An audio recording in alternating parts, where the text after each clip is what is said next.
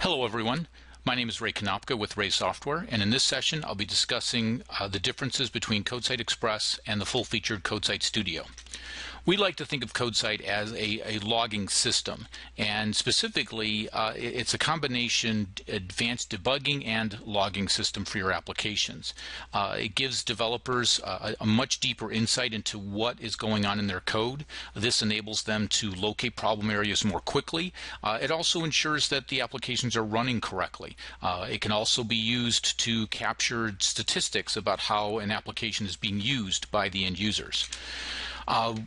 CodeSite supports live logging and file logging. So live logging is your typical diagnostic development tool, testing tool. File logging's the deployment destination usually. CodeSite supports both local and remote destinations, and it's noted it's effective throughout the entire application lifecycle, which is very powerful because the tool that we use for development is the same tool that we can give to our testers. We can still use the code in there. We don't have to use a different tool to capture information when we deploy it. The same tool can be used throughout.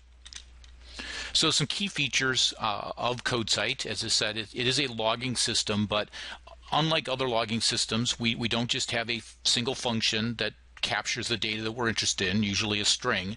We provide logging classes that provide extensive methods for capturing all kinds of information, from simple data types to complex structures to information that's embedded into your system, version information and memory statistics and so forth.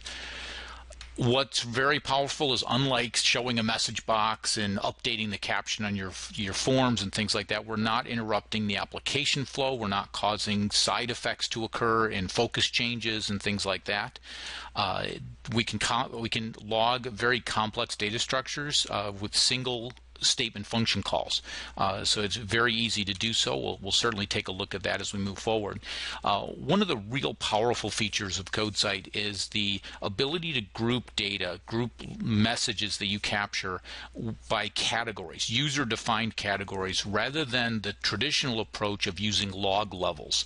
And a log level doesn't give you the granularity enough, and really when it comes to logging and isolating problems, we want to get rid of the noise. And if we're interested in just a particular area, being able to group all the messages that might happen, they may be warnings and error messages and objects, all within that category, it's a great way to isolate that. There's lots of different configuration options available, which makes it both powerful and flexible to handle pretty much any setup that you would have. And what's really most important when it comes to this is, because we've been logging data in our apps ever since we wrote code, simple printfs and write lines is how we did it way back in the day. What the difference is that we're not just dumping this to a text file or an online memo or list box. We have dedicated tools for analyzing the logging data that we capture, and that is I can't overestimate the importance of that, or overstate that. Now, one of the few years back, we ended up creating two editions of our CodeSite product, the CodeSite Express edition and the CodeSite Studio edition. CodeSite Express is included with RAD Studio, started with RAD Studio XE, continued with XE2, and we're happy to say is still available in XE3. It provides core logging functionality. It has support for all of the standard data types, the typical ones we use day in and day out, the integers, the strings, string lists even, including objects. Send out objects, get all of its properties of that object at that point in time. And it also supports live logging at the local level as well as local file logging as well. The remote capabilities are not included in the Express version, but it's definitely a fully functional product. You have all the same analysis tools. It's just you don't have quite the options to log the rich data that you do in the Studio version. And with that said, this is just a subset of some of the additional data types that you can capture using CodeSite Studio. So all the more complicated structures when it comes to display capabilities, so colors, points and size structures, screenshots. If you want to get a screenshot of what your form looks like at the particular point in time, there's a send screenshot method that you can call to do exactly that. Collection support, so panels in a status bar, columns in a DB grid, all of those can be sent and you get the individual items show up. And we'll take a look at a couple of these. Some other notable ones are the XML support. I'm actually going to be highlighting the custom data capabilities in CodeSite today. A little bit different than the demonstration that I gave at last year's CodeRage, where I kind of summarized the mechanics of getting started with CodeSite Express for those of you first seeing that inside of RAD Studio. Now we want to kind of move to some more complicated, more advanced logging capabilities, and custom data is definitely one of those that we'll take a closer look at. Continuing on, the Studio version also provides the trace method to group data. One of the mechanisms that we use is an enter method and an exit method call, and any CodeSite messages that are generated inside of that block will be highlighted appropriately inside of our loggers, our viewers. Well, trace method makes that even simpler, and we'll take a look at that in just a little bit as well further in the presentation. The high precision timer is also included in that, so we can get some timings amongst sections of code. Messages can be compressed both in the transport as well as in log files.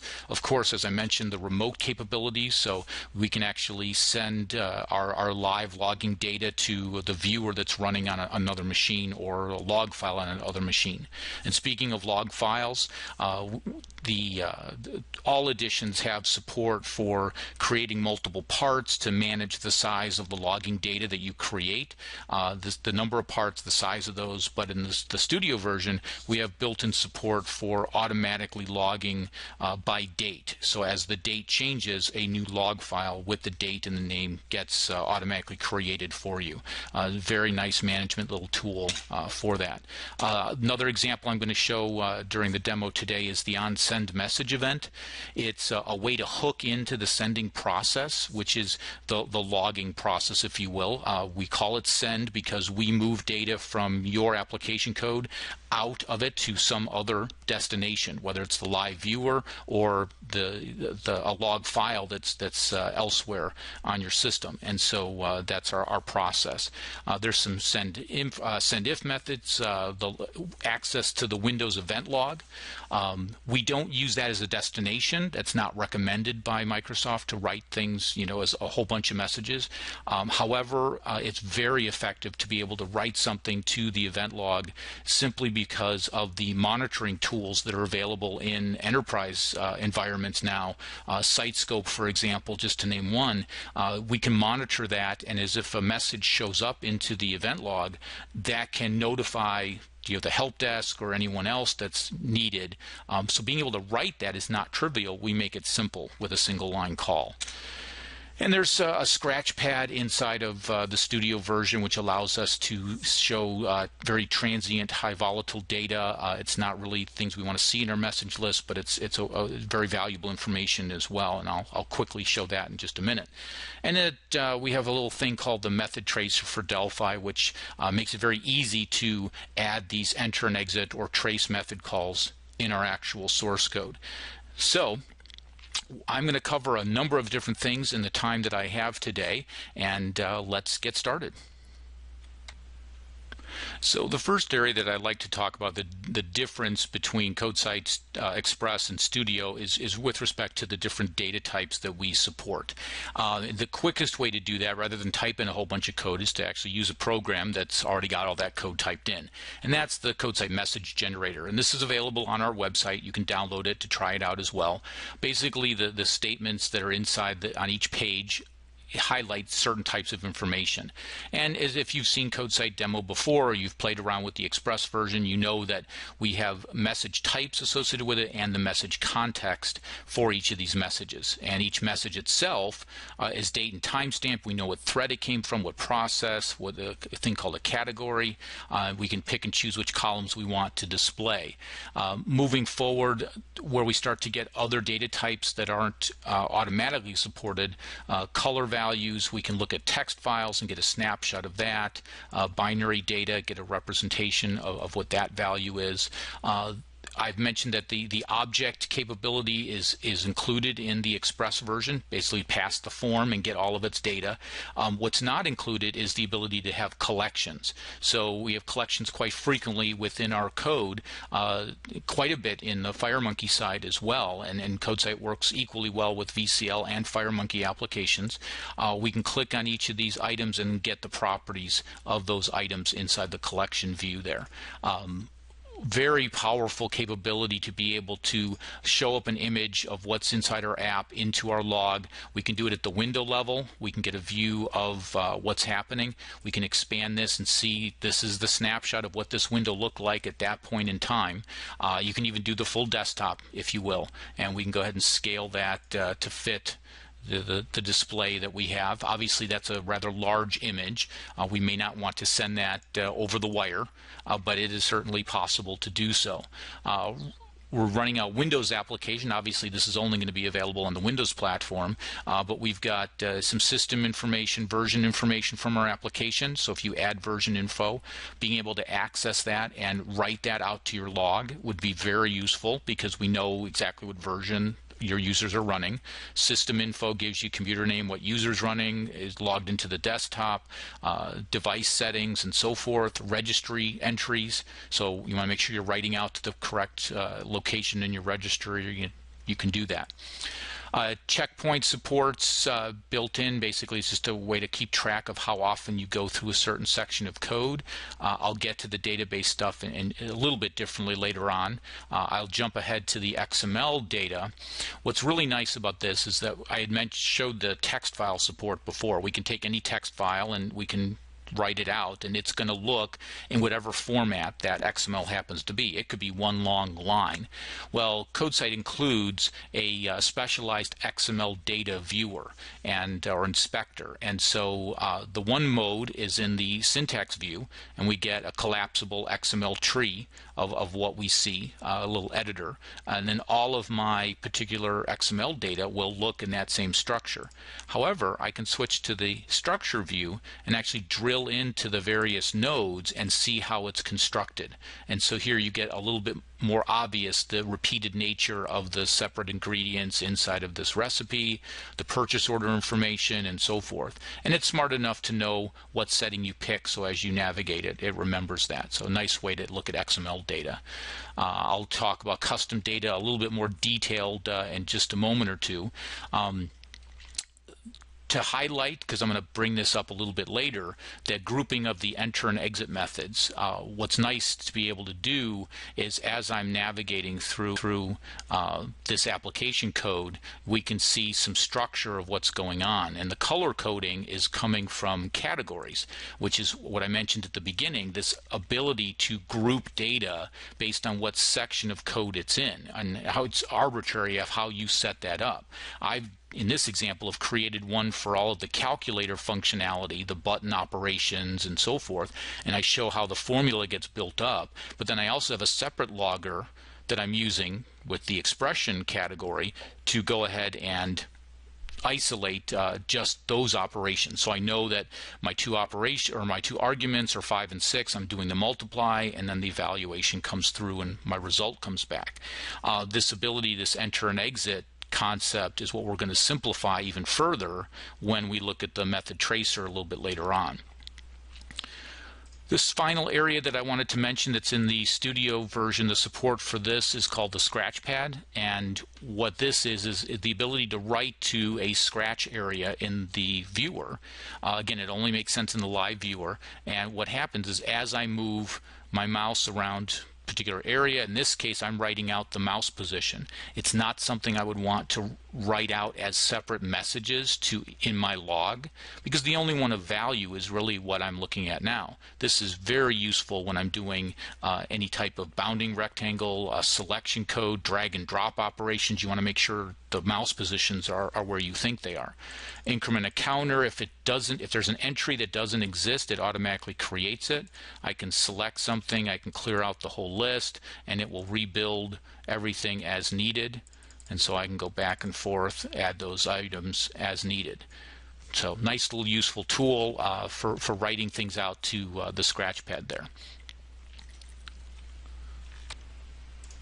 So next up, I'm going to take advantage of the custom event that's available for whenever we send a CodeSite message with our loggers. We can hook into that send process, and to help us with that, I've got a new application here, and in this one button click I'm generating a whole bunch of information, and what I'm interested in is really this error message. At some point in my code, doesn't have to be right here, but elsewhere maybe I'm sending an error and I want to do some special processing for that. And so what I want to be able to do is hook into that and do something special. So what I'm going to do is handle the on send message event, and I'm going to assign that to the CodeSite message handler method, and I've already written the prototype for it, and it takes the sender, which is the object that's generating the event. The message data gives us access to the various pieces of the message data we wanted to send, and then whether or not we're actually going to do anything further with that message. So inside of our particular handler here, let's write some code. And I mentioned the error message is what I'm interested in. So to do something special with that, I can do if message data, and then if we look at it, we get all of the pieces of the CodeSite message. So the type, the message content, we get the text string, of course, and then the details. That's the string list representation of all of the inspector pane contents. So the name value properties for an object, contents of a string list, and so forth. Process ID, thread name, computer name, all of that is accessible. Well, what I'm interested in is really just the message type.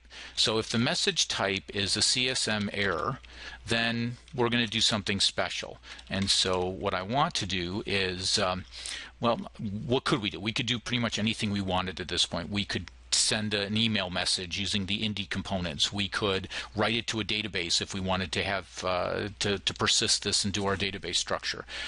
In my example, I'm actually going to use CodeSite itself to log an error into the Windows event log.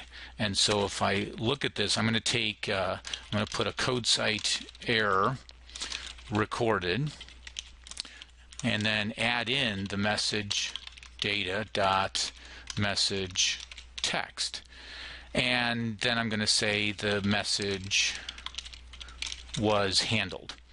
Now, regardless, if I want the processing to continue, I'm going to say handles is equal to false. So any other type of CodeSite message that comes in is going to be handled in the normal way, which is in this example, going to the live viewer. So let's go ahead and give our application a quick little run. And bring that up. Let's bring up my viewer here. I've cleared that out. Go ahead and click OK, and we know that there's no error message showing up in my log. So far it looks pretty good. How can we tell for sure? Well, let's bring up the event viewer and see if it shows up indeed into our log. And where that's going to show is in the application object. And I had run this earlier as a test, and sure enough, here it is. CodeSite error recorded, invalid file name. It is coming as an error, which is nice. So if we have some monitoring tool that we're using, we can hook into that, and it can watch out for messages coming from that particular source at that level, and do external notification.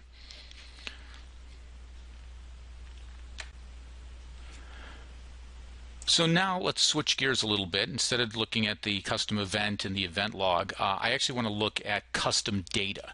So data structures that we have that aren't normally formatted in the way we would like. And to help demonstrate that, I've got an application called Send Custom Data.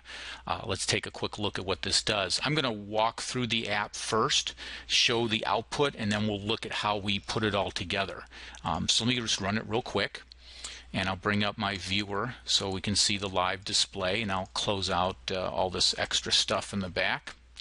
And we'll go ahead and clear all of those pieces. And so I have a data structure here, a database. I've got some records and a data set value. And these are two built-in formatters. One takes a data set record, name value pairs, and writes it out to the inspector pane. The data set version takes all the rows and columns from that data set and writes it out into the CodeSite message. Obviously, you're not going to want to do that with a million record data set, but for lookup tables and validation, it works very well to record that. The same technique that we use for that, for getting these two data types out, is also what we're going to use for capturing nodes in a tree view. The tree nodes property, if we were to send that out directly, it's of type T tree nodes, but there's no data for us to get with the traditional RTTI.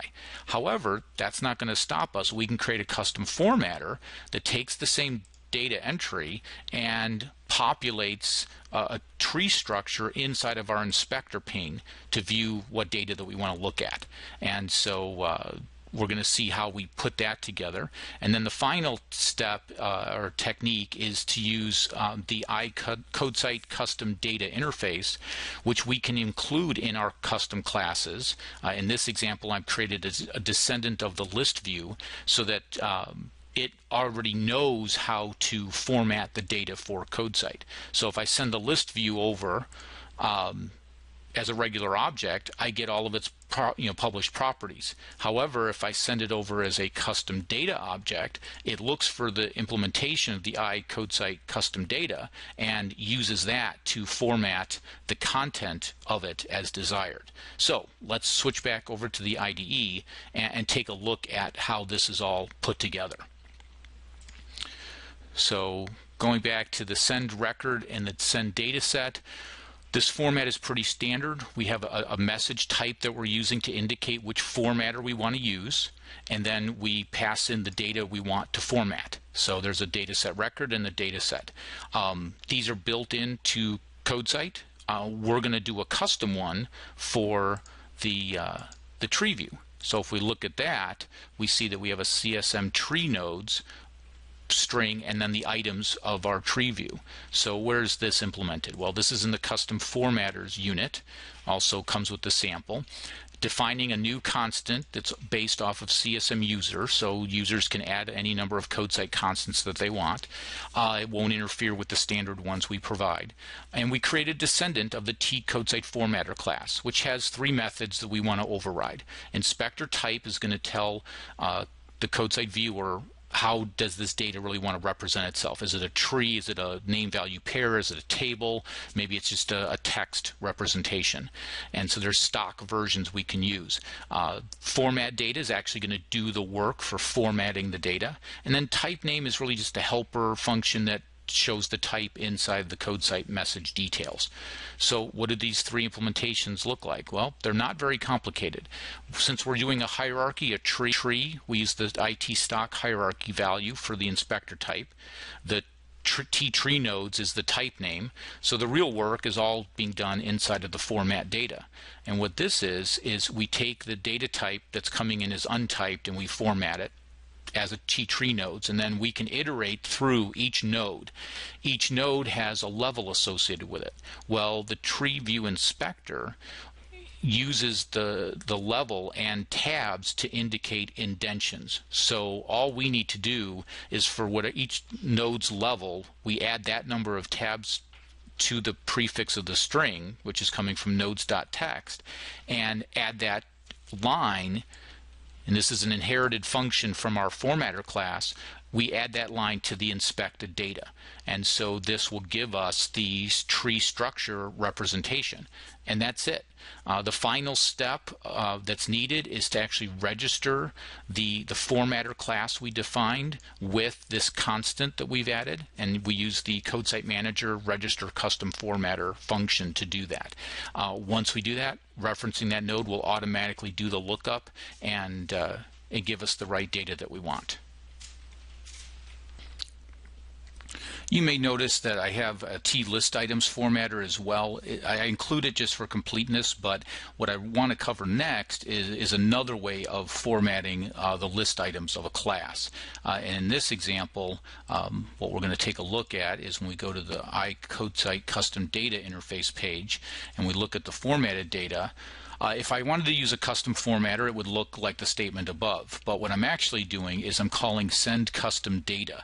And what that will do is it looks for an implementation of the CodeSite custom data interface. So it's a little bit different. And what we need to do is, how do we implement that interface? So to do so, obviously you need to add the interface reference to your class, and in this case I have a descendant of the list view, and I have very similar methods like we saw in the regular formatter, now just as an interface methods. And so there's one notable addition there. So let's take a look at what these methods do. Get formatted data is the most important one. That's actually doing all of the real work. However, rather than an untyped data parameter that we get, we actually have a string list that we're going to use to add lines to it, and that's going to represent what shows up into the display. For a table display, each line in the string list represents a row. We use tabs to identify the different columns. So for the headers, what we're going to do is we're simply taking the columns property, and for each column that we have, we separate it from the previous one with a tab, and that forms essentially the header for our grid. We add that line to the data string list. To do the actual items, we're going to iterate through the items, get the caption, which is the main element, and then we also have to get all of the sub items and get their values and concatenate them using tabs as well to separate them. Once we've built up that S string, we simply add that to the string list. That's all we need to do to get the table view. I know it's a table view because that's the structure I wanted, so that's why we're passing the IT stock table in the inspector type. The class name is, instead of hard coding the value, we actually use the class name field that we get in all of our objects, so it will put in the right class name, so that if a descendant of this class was used, it would still work correctly. Message type is only needed if you're actually building a custom inspector type that you can register actually custom inspectors, but that's beyond the scope of this particular session at this point. But what I wanted to emphasize here is really custom data allows us to pretty much take any kind of data that we want and get it into CodeSite in a structure or format that makes the most sense for you to analyze. So after we've looked at custom formatters, now I want to look at a helpful tool for those situations where you don't exactly know where the problem is occurring in your application. And that's where adding in enter and exit method statements to our code very quickly and easily has a lot of value. And so I'm actually going to stay with my custom data application, and I'm going to look at the unit for the main form and see if I can get some more information as to what's going on. To do that, I'm going to pull up the CodeSite method tracer, and this again is in the Studio version of CodeSite, and it will parse the current source unit and give you all the classes and their methods that are available, things that we can trace. And what I'm using is I'm going to trace all of the methods that are there, and we're going to use the main CodeSite logger to do that. We'll use trace method statements rather than enter and exit methods. Enter and exit methods are both in the Express and Studio. Trace is nice because it's just in the Studio and that you don't have to have a follow-up exit call. It takes care of that for you. I'll take off the timings to start.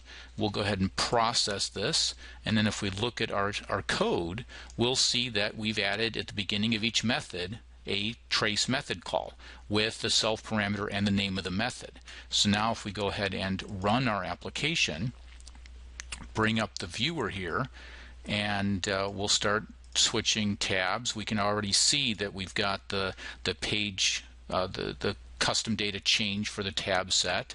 If I go and send the tree nodes method is getting traced as well, sending the list view. So everything that's being done is getting recorded inside of a trace method call. Well, let's go back and take a look at the other properties that we have there. If we bring up the tracer again, we get all of the methods that have been currently traced. We can selectively choose which ones we're interested in, take those on or off. We can add in the timings, which is kind of cool, because if we're using trace method statements, then we get the timings options. We process this, and it updated all the statements to include this TMO timing value. Well, what's the impact of doing that? Well, if we go ahead and run our app and bring up our viewer as well, let me clear this out so we get some displays. I'll switch a page, and what we have is before the exit gets called, we have how long it took that particular method to execute. And so each switch will record that timing value into the log as well. So sending the list view over as that, sending it formatted over, and so forth. So again, just quick information, adding the tracer to track down where a problem might be. Of course, once you're done, go in, set the method tracer, untrace all of them. Now this only will remove the trace methods. It doesn't, or enter exit method pairs if we're using them. It will not remove any of the other CodeSite statements that you have logging. So we certainly don't want to take away data that we've already been sending out. So that's the CodeSite method tracer for Delphi. For the last topic that I want to cover in this section is how to send your CodeSite messages to a remote machine. We've seen how to do it locally. Setting up a log file is pretty straightforward. Let's take a look, see what we need to do on the remote side. And so I'm going to have a simple method to send us a CodeSite message. So send my first remote CodeSite message. Same process that we would do in every other application. Let's go ahead and add in the CodeSite logging unit. I am going to also need to create the destination that I need. And so we're going to use a new destination object. So T CodeSite destination. Let's go ahead and create this. And it is component based, so we do have an ownership there. And then I'm going to set up, now if I wanted to do the log file, we would set up the log file, and that's pretty straightforward. So we would have the file path that we would set up, and this can be something that's like a named path variable, so my docs, and then we can have dest log file of file name, and this can be, sample, or I'll just do CodeRage 7.csl. And there's other properties in here I had mentioned before. Log by date. There's the max size, max parts, so we can set up how much data we want to record into there. If it exceeds that, then a new part gets created. We can set up the log by date format. So if we set log by date for true, then it will store all the messages for that day into a log file till the date changes, and then it gets switched out. To activate this particular destination, remember you have to set the active property to be true, otherwise it won't take part into one of the destinations. So that's how we would set up your log file destination. Of course, to use it, even if we had active to true, we would want to set that probably to the default destination for all of our CodeSite loggers. And so we'll do that at the CodeSite manager level. If we just wanted one given logger to be changed to a destination, we would just do the logger.destination. So typically I would do true to do our remote or to our file-based logging. But what I'm interested in really is to do the remote capability. And so what that is that we have a TCP destination type, and we want to set the host string, and this can be a host name. For example, maybe you've got a host name that's set up that will reference for example, on my systems, I use Star Wars planet names for all of my different machines, so I can reference it by name or IP address. The next piece, the port is going to default to 3434, which is what's used by CodeSite to do the remote messages. And the dispatcher is what's responsible for sending your CodeSite messages from one machine to another. So after we set the port, this will ensure that it gets over to the remote machine. And if we don't do anything, then the default destination type is the viewer. So if the dispatcher is running on the remote machine, it listens for the message and it will start up the live viewer. If we wanted to change the output, like put it onto a log file on the other machine, we need to set the remote destination string. And all of this is fully documented into the help that's provided with CodeSite, but just wanted to give you an update as to, a preview of how you can set this up. And now this remote destination string essentially is an encoded string that captures the same information that a CodeSite destination does. And so, but it's a way to transport it. Well, what format does it look like? Well, we have a tool that makes it quite easy to generate a remote destination string for you. So if you navigate to where CodeSite gets installed, in my particular case I have it in CodeSite 5, go into the bin directory, there's a destination string builder. If I go ahead and run this, I can pick which pieces that I want. So if I want to do the file, I can set the name to c.logs, and the path for the path can be set to that. Now I need the file name, and this could be my sample apps or app.csl. I can set up a maximum size, whether it's compressed or not, number of parts. So let's say I might want to set this to be 512. And I'm going to set 5 of those just so that I'm keeping track of how much date, and then I want to log it by, well, I'll just keep it at that. I don't need to worry about logging by date. This is the remote destination string that I need, so I can simply copy that to the clipboard. Now go back to my IDE and paste that into the string, and that's how I would set up a remote destination type for that. Now, because I've assigned it to the manager, and again, I almost forgot my single step reminder there. I have to set active to true on this one as well. This one will be false. It can be true. It can set it to the local log file and the remote one. Really doesn't matter. But in this case, whenever I run this app, it's going to now send it over to my remote machine and store it in this log file on that machine. Of course, here's an example where a named path would be better, because then I can have the remote dispatcher set up where that remote path actually points to, and then we don't have any problem. So that wraps up the demonstrations that I have for today. At this time, we also have a CodeRage 7 promotion going on at RAD Software for all of our products, but specifically for CodeSite Studio, where we're taking $100 off a new developer license price. The regular price is $399, but we're taking that down to $299 for all attendees of CodeRage. All you need to remember is to enter in the CodeRage 7 promotion code on our order page, and that enables you to get all the discounts for not only CodeSite Studio, but for all of the RAD software products, including RAD components, which I demonstrated in another vendor session here at CodeRage as well. If you have any questions, I will be happy to provide answers to those in the live Q&A section. I will switch over to that right now, and I would again like to thank you for your time. Using Eureka Log for reporting bugs and memory leaks, could that be combined with CodeSite in such a manner that the last activities could be added as a report, but limit what is sent in order to not cheat what the user actually do work with?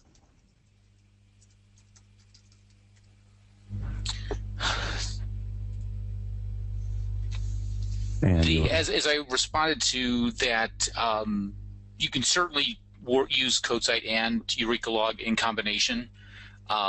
Actually, there's a number of developers who do that, whether it's EurekaLog or Exception Magic or the JCL debug enhancements and so forth. Any type of tool where you can get information about what your program's doing and you want to add it to CodeSite, you certainly can do that.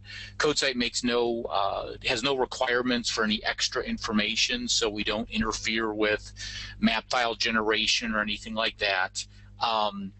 And because you control what you log, you essentially can control how much or how little information you want to put into that into your log files that you want to save off. all right, sounds good. Does tcodesite destination.tcp.host support IPv6? The TCP communication is handled through, actually we use Indy to do all of the TCP communication inside of CodeSite, both at the dispatcher level and the individual loggers to do the communication. And so the support is there as long as Indy supports, the formatting and the format that is required. All right, if there are any more questions, feel free to put them in right now. In the meantime, anything you want to add to your CodeSite presentation? I think one of the things I think was very nice about this year was building on last year's talk. Now that CodeSite Express has been in the product for a while, people are becoming more accustomed to it and using it to get some basic logging. And so really what I wanted to focus on this year was kind of taking some things to the next level, show some things in the product that people might not be aware of. The custom formatting, for example, was a real strong feature that gets utilized in a lot of different ways internally to do the database support and so forth that we've added. But for a very long time, people have been able to do their own formatting and customize data in whatever way they want. So yeah, I thought I like the opportunity to present a little bit more in-depth into some of those things. Cool. There was a question that came in, and I could try to answer that very simply, but it says, how does Express compare to the paid version? I'm pretty sure that's what your talk was about, but maybe not. Well, for a certain area, I do touch upon the difference between the Express and the paid version. On our website, if you go to raise.com and then navigate to the developer tools section and find CodeSite, there's an additions page that you can easily see. And that actually goes into detail that describes all the various changes between the two. But simply put, from a high level, you have CodeSite Express provides basic logging functionality, so standard, simple data types, but also including objects. And so standard data types meaning strings, integers, floating point numbers, and then add on objects with that with published RTTI, and then being able to live log that data, so see it live in the live viewer, and then also log that information locally to a log file. The Studio Edition gives you a whole lot more information that you can capture. So there's more advanced data types, there's the custom data support, the bitmap images, the text file support, accessing the registry, getting the system information, version information, all that extra info, which can be real valuable as part of the Studio version. Then the additional things that you get are access to the scratch pad, you have the remote capabilities inside of the being able to route the messages remotely. The method tracer that I showed is all included in the Studio Edition. All right. The next question is fairly long, but the point of the question is basically, can I command CodeSite Studio to periodically empty the log so as not to run out of memory on certain machines? So I'm reading through the full details to make sure I'm getting the full context of that. Couple different ways you could handle this particular problem, but the root cause or the root issue is when we do file-based logging, at some point you have to be concerned with how much data you're going to be logging, especially when we're talking, a deployed solution out to a customer's install base.